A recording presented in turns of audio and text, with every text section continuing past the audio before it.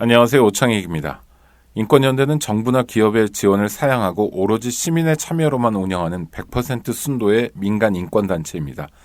1999년 창립 이래 한눈 팔지 않고 오로지 인권운동에만 매진해 왔습니다. 인권연대 회원으로 참여해주세요. 인권연대 회원이 늘어나면 그만큼 인권연대의 활동도 풍부해지고 활발해집니다. 인권연대 회원가입은 인권연대 홈페이지를 참고해주세요. 감사합니다.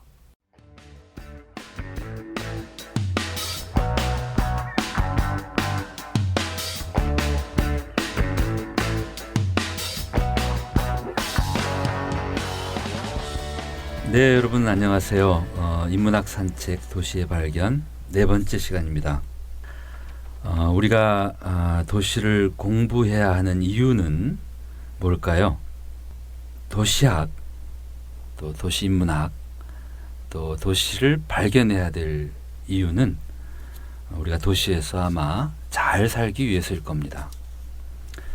도시에서 행복하게 사는 것, 내 삶에 많은 영향을 주는 우리 도시, 그 도시를 행복하게 만들고 나도 그 안에서 행복하게 사는 것, 아마 그게 우리가 도시를 공부해야 할 이유일 것입니다. 그리고 이런 도시 공부는 전문가들 뿐만이 아니라 우리 도시의 주인이기도 한 우리 시민들 누구나 다 해야 될 일일 것입니다. 우리가 좋은 도시에서 살고 싶다면 어떻게 하면 좋을까? 오늘은 이 이야기를 좀 하겠습니다. 여러분 안심하고 사십니까? 아니면 불안하십니까? 여러분들이 혹시 여러분들이 살고 계시는 마을에서 어느 날 쓰러지신다면 누군가가 여러분들을 구해줄 것으로 확신하십니까? 우리 아파트 단지에서 내가 혹시 쓰러지더라도 우리 이웃들 가운데 누군가가 나를 100% 구해줄 것이다, 이렇게 확신하고 계십니까? 아니라면 그러지 않을 수도 있다, 이런 생각에 불안하십니까? 서울에 있었던 우면산 산사태 사고, 그리고 또 세월호 사고, 그리고 판교 그 환풍구 붕괴 사고, 이런 사고들을 겪으면서 우리 대한민국 국민들은 많이 불안해 하시는 것 같습니다. 국가가 국민인 나의 생명을 지켜주지 못하는구나. 또 우리 도시에서 나의 안전은 보장되지 않을 수도 있다. 더욱이 내가 사는 마을에서 나는 내 아이를 마음 놓고 내놓을 수 없다. 이런 불안감에 걱정하는 분들이 늘고 있는 것 같습니다. 누가 내 생명을 지켜줄 수 있을까? 우리 마을의 안전을 누가 보장해 줄 수 있을까? 어쩌면 이웃들일지 모릅니다. 나와 함께 살고 있는 CCTV나 높은 아파트 담장보다도 나와 함께 살고 또 서로 알고 서로 소통하며 지내는 이웃들이 어쩌면 더 나를 지켜줄지 모릅니다. 사람들이 도시로 옮겨와서 살면서 그 익명성의 자유로움을 만끽했죠. 옛날에 시골에서 살 때는 서로 다 많이 알고 사는 관계였기 때문에 함부로 행동을 할 수도 없죠. 술을 먹고 저녁 때 비틀비틀 걸어오면 그 다음날 바로 누군가가 소문을 내죠. 아무갯집 몇째 아들이 술주정을 하더라. 이렇게 아주 친밀한 관계, 서로 잘 아는 관계 속에서 살던 사람들이 도시에 와서 서로 알아보지 못하는 이런 익명성이 주는 자유로움을 만끽하면서 살아왔는데 지금은 그런 자유로움이 정도가 지나쳐서 누구도 누구를 알지 못하는 절연사회, 서로 연을 끊고 사는 사회의 지경에까지 이르렀는지 모릅니다. 아무도 지켜보지 않는 가운데 혼자 생을 마감하는 이 고독사가 늘고 있습니다. 사람들이 한 동네에서, 한 아파트 단지에서, 심지어 한 동에서, 건물에서 살면서 서로 전혀 모르고 서로 왕래하지도 않고 지내는 경우들이 많죠. 모래알처럼 벌집 속 애벌레처럼 살아가는 사람들이 많습니다. 그러면서 불안해합니다. 반면에 이웃들과 연결해서 서로 연대하면서 또 공유하면서 소통하면서 살아가는 사람들도 있죠. 서울의 성미산 마을을 비롯해서 이웃들끼리 서로 어우러져 살아가는 그런 사람들도 있습니다. 아마 선택은 우리 몫인 것 같습니다. 나는 어떻게 살 것인가?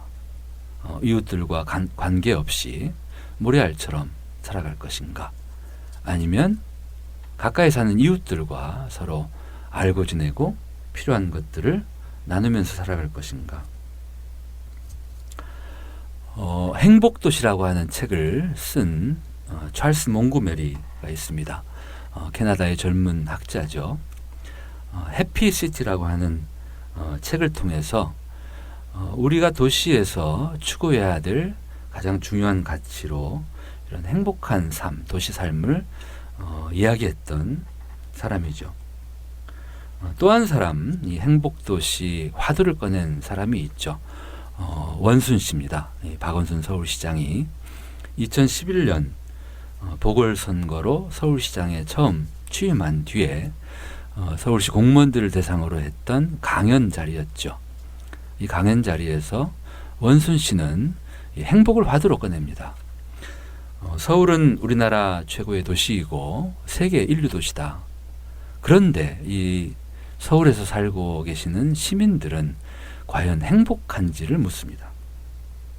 그러면서 영국의 이 펍 얘기를 하죠. 영국 사람들은 퇴근하면 마을에 있는 술집이죠. 마을의 펍에 가서 이웃들과 함께 맥주를 마시면서 또 자기들이 좋아하는 축구 구단 응원을 같이 큰 소리로 하면서 하루의 스트레스를 푼다.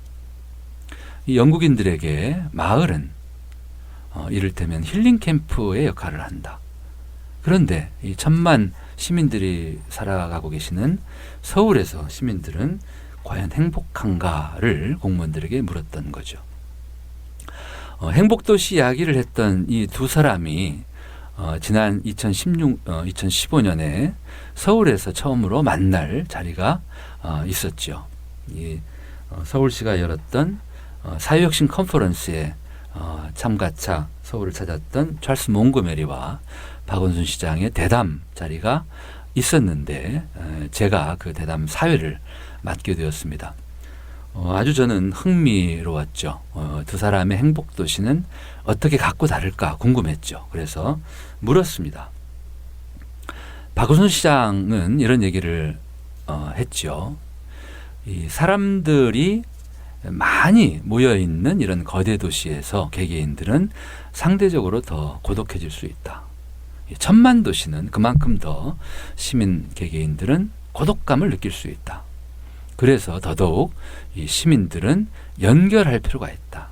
서로 알고 지내고 서로 연계하면서 살아갈 필요가 있다. 찰스 몽고메리에게도 제가 물었습니다. 행복도시는 어떤 도시냐? 같은 얘기를 합니다. 행복도시는 시민들이 서로 모래알처럼 따로따로 무관하게 사는 곳이 아니고 서로 연결해서 살아가는 곳이다. 그리고 또 한 가지, 행복한 도시, 행복도시를 만들기 위해서는 어떤 일이 필요하냐 이런 질문에 대해서 찰스 몽고메리 이렇게 대답을 합니다. 문제를 직면하라. 감내하지 마라. 당연한 것으로 여기고 참고 살지 말고 아니다 싶으면 그 문제와 맞닥뜨려서 문제를 풀어라. 특히 이 자동차를 더 주인처럼 섬기는 도시에서는 시민들이 스스로 주인의 권리를 회복해라. 사람을 더 주인처럼 섬기는 도시로 바꾸어라. 이런 얘기를 합니다. 이 행복도시를 주장했던 두 사람의 얘기는 다르지 않습니다. 시민들이 문제를 풀어라. 하는 얘기겠죠. 그래서였는지 박원순 시장은 2011년 시장에 취임한 직후에 여러 가지 혁신적인 정책들을 시작을 하죠. 그 중에 하나가 마을 공동체 행정입니다. 박원순 시장이 아마 시장 취임 후 한 달이 안 됐을 때였을 겁니다. 2011년 12월쯤에 조찬 회의를 소집을 합니다. 이 자리에는 서울시의 이 마을 행정과 관련되는 젊은 과장님들이 불려왔고, 그리고 서울의 여러 지역에서 이 마을 활동을 했던 활동가분들이 초대되어 왔죠. 그리고 저도 전문가의 한 사람으로 그 자리에 불려가서 같이 아침 식사를 하면서 얘기를 나누었죠. 먼저 이 성미산 마을의 활동가들이 성미산 마을에 이야기들을 했고, 또 다른 활동가들도 각자 자기들이 생각하는 마을 정책에 대해서 이야기를 했습니다. 박 시장은 이분들께 이렇게 요청을 했습니다. 서울시는 이제 이 마을을 이 도시행정의 중심에 두려고 한다. 이 마을 행정을 하기 위한 구체적인 시스템을 여러분들이 만들어 달라. 공무원도 있고 전문가들도 있지만 마을 행정은 어쩌면 마을 활동가 여러분들이 가장 전문가들일 것이다. 여러분들이 마을 행정의 틀을 만들어 달라. 이렇게 주문을 하셨죠. 그리고 아마 일주일 뒤에 마포구청에서 서울 전역에서 활동하던 마을 활동가들이 거의 100여 명 모입니다. 저도 그 자리에 갔었죠. 이 자리에서 마을 활동가들이 이 박 시장의 요구를 서로 전해 듣고 팀을 짜서 서울시의 마을 행정의 틀거리를 만드는 일들을 시작합니다.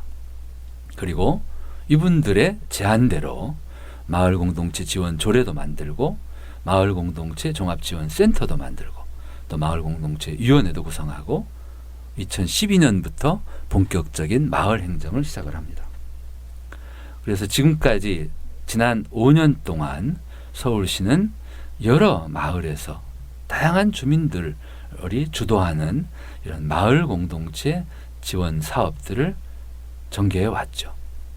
지난 5년 동안 약 5천 개 가까운 주민 모임이 만들어졌고, 이 마을 공동체 지원 사업에 참여했던 주민의 숫자도 약 15만 명 가까이 됩니다.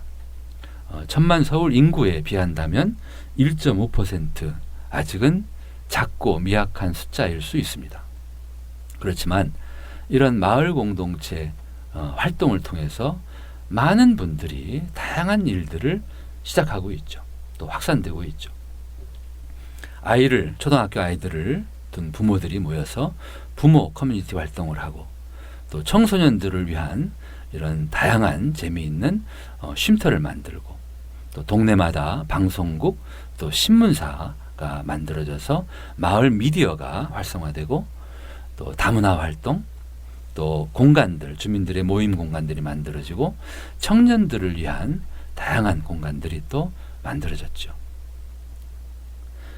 마을 공동체 활동은 이 거대 도시 서울시가 진정 안전하고 행복한 도시로 다가가기 위해서 우리가 딛고 있는 첫걸음이라고 저는 생각을 합니다.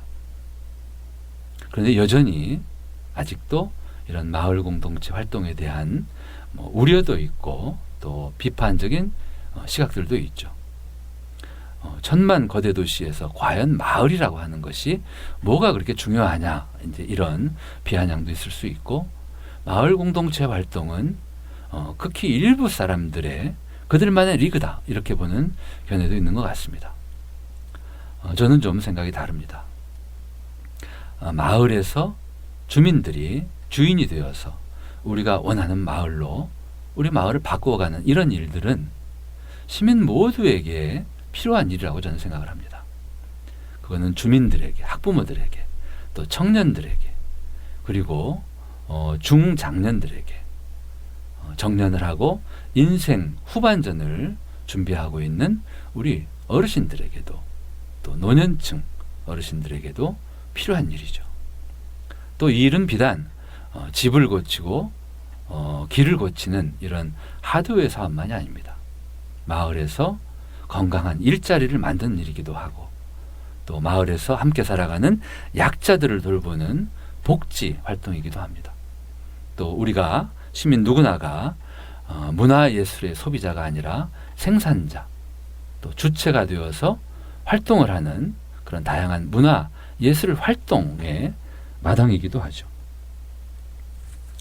이러한 마을 공동체 활동은 이제 새로운 전기를 맞고 있습니다. 저는 마을 공동체 활동이 이제 아파트 단지로 이렇게 확산되어가는 전환기가 아닐까 이렇게 생각을 합니다.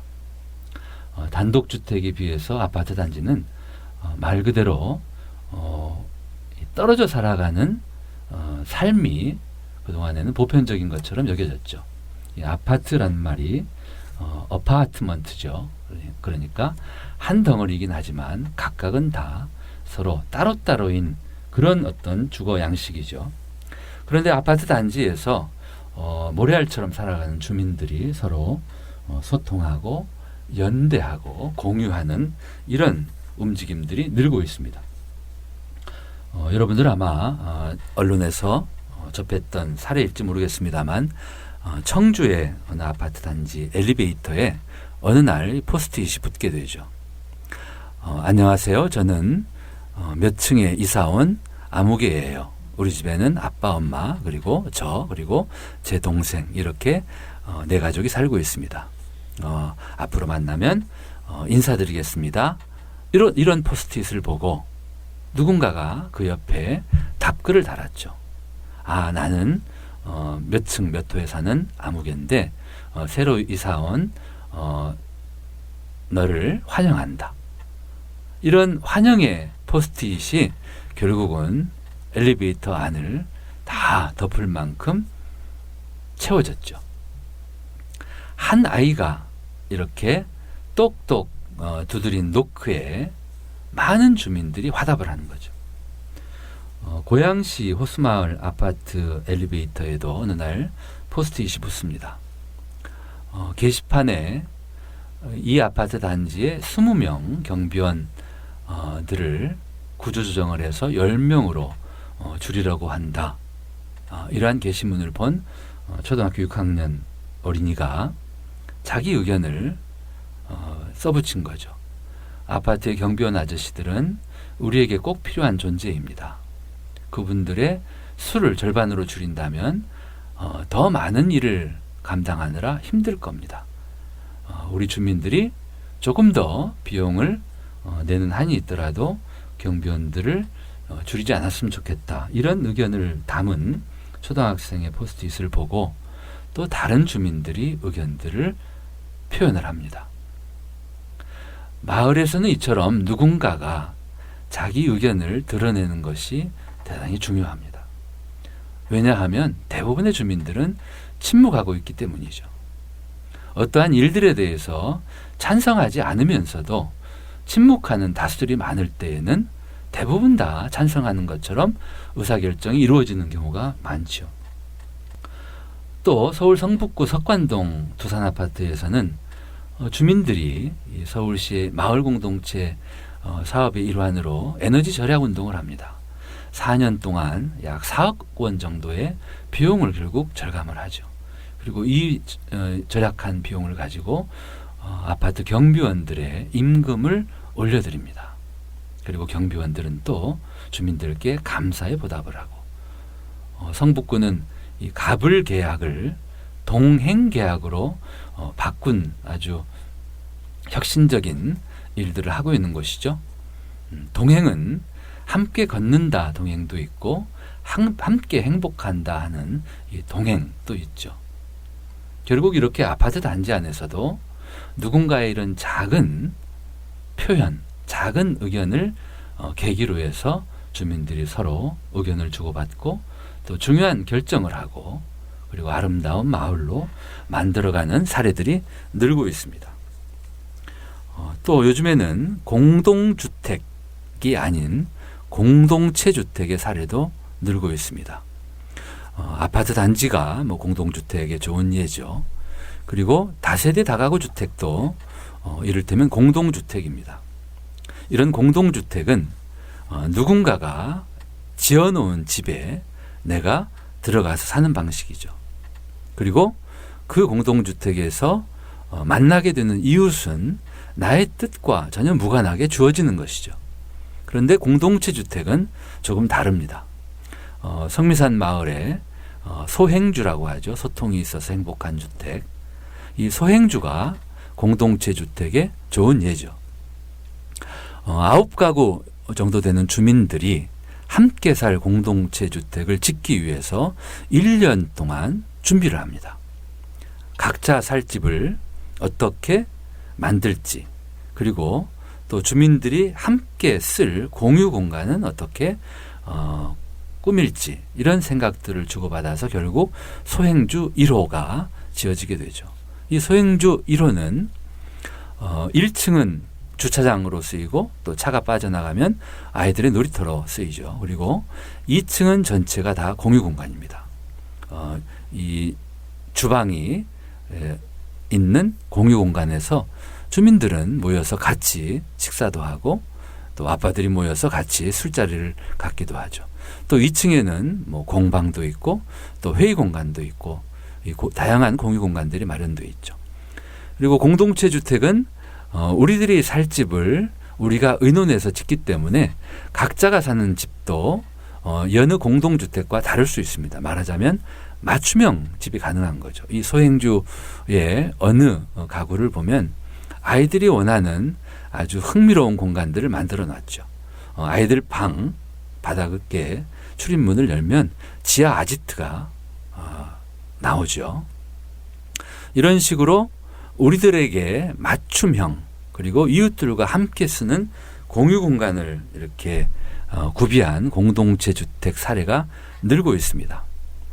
저희 제자 중에 한 학생이 이런 공동체 주택에 관한 논문을 썼는데, 이 공동체 주택을 짓는 비용이 공동체 주택에 비해서 그렇게 크게 비싸지 않다는 결론이고, 이 공동체 주택에 살면서 우리가 부담하게 되는 생활 비용이 공동주택에 비해서 훨씬 더 저렴하다.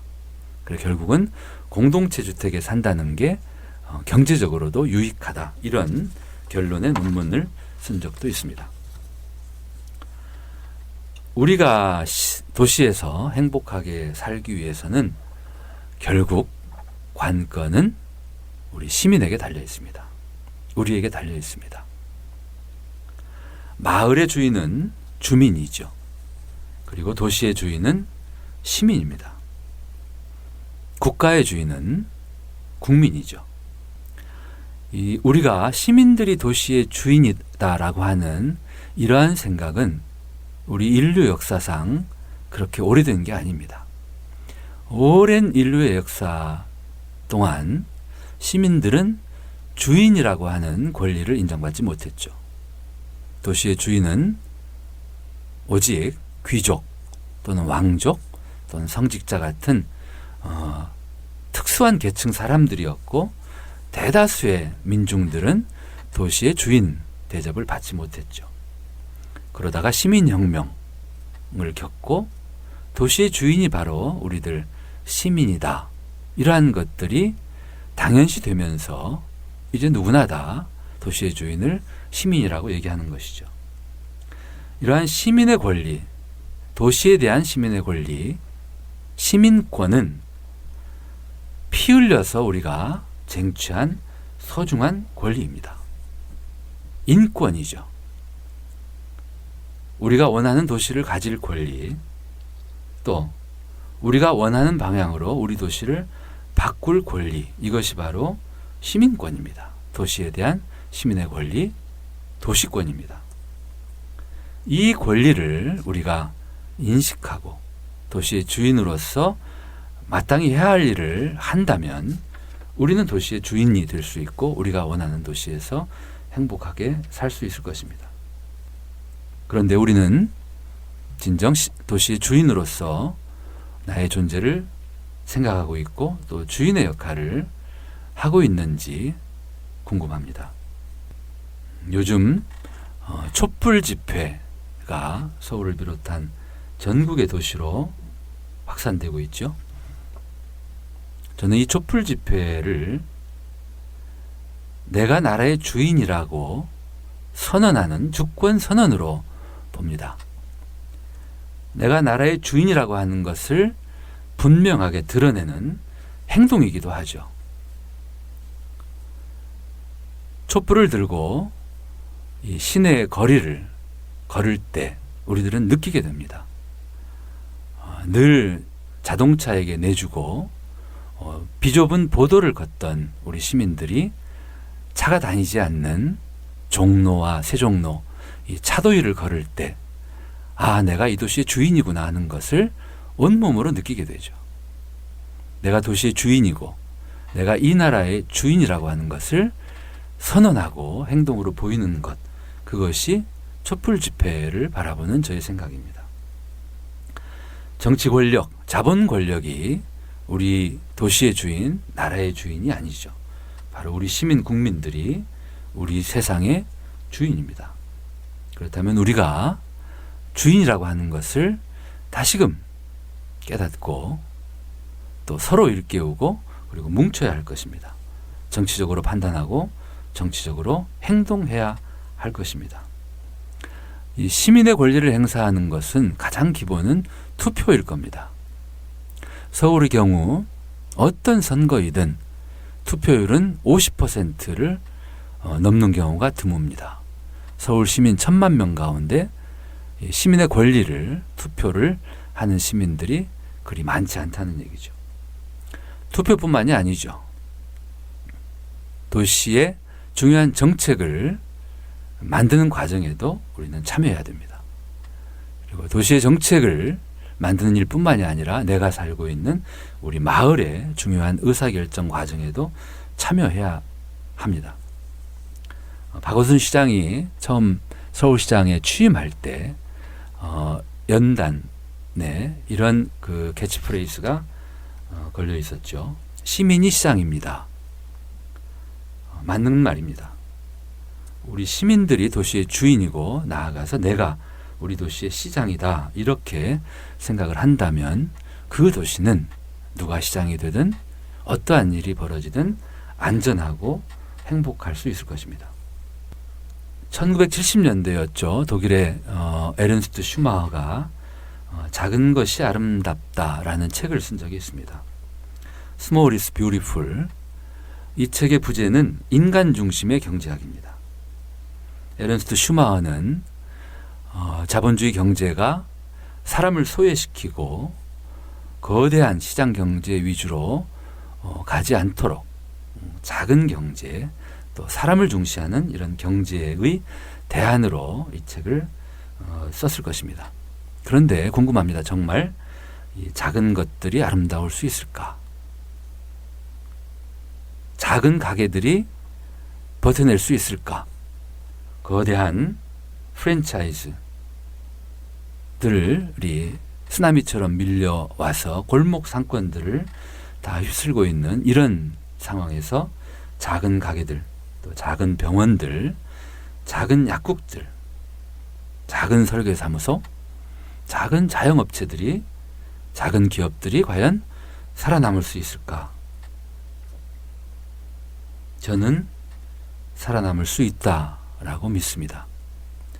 제가 좋아하는 말이 있습니다. 소다강미. 작을 소, 마늘타, 강할강, 아름다울 미죠. 또 소다연강미, 연결할 연자를 넣어서 비록 작아도 그 수가 많다면, 그리고 그 작은 것들이 서로 이어진다면 충분히 강하고 아름다울 수 있을 것이다. 이런 소다강미를 보여주는 좋은 예가 있습니다. 스페인의 몬드라곤 협동조합입니다. 이 거대한 자본주의 경제, 시장 경제 틈바구니에서 협동조합은 상대적 약자이죠. 그렇지만 스페인의 이 몬드라곤 협동조합은 유통산업 또 건설산업 여러 분야까지 진출해서 지금은 스페인의 대기업 7위의 위치를 점할 만큼 강자가 되었죠. 일반 대기업과 달리 조합원들의 권리가 모두 같죠. 그리고 조합원들이 이 기업의 주인이기 때문에 마치 자기 일처럼 정성껏 일을 합니다. 이 스페인의 몬드라곤 사례처럼 우리가 비록 작아도 그 작은 것들이 많이 서로 이어져서 강하고 아름다운 것들을 만들어낼 가능성은 얼마든지 있습니다. 우리 세상의 경제는 크게 두 종류로 나뉠 수 있을 것입니다. 하나는 시장 경제이고 또 하나는 사회적 경제입니다. 시장 경제는 공룡 같은 존재죠. 약육강식이고 부익분 빈익빈 강자들이 약자들을 다 잡아먹는 그런 형태이죠. 그렇지만 사회적 경제는 말하자면 토끼들과 같을 수 있죠. 하나하나 작은 존재들이지만 이런 존재들이 모여서 거대한 수를 이루고 거대한 힘을 이루는 거죠.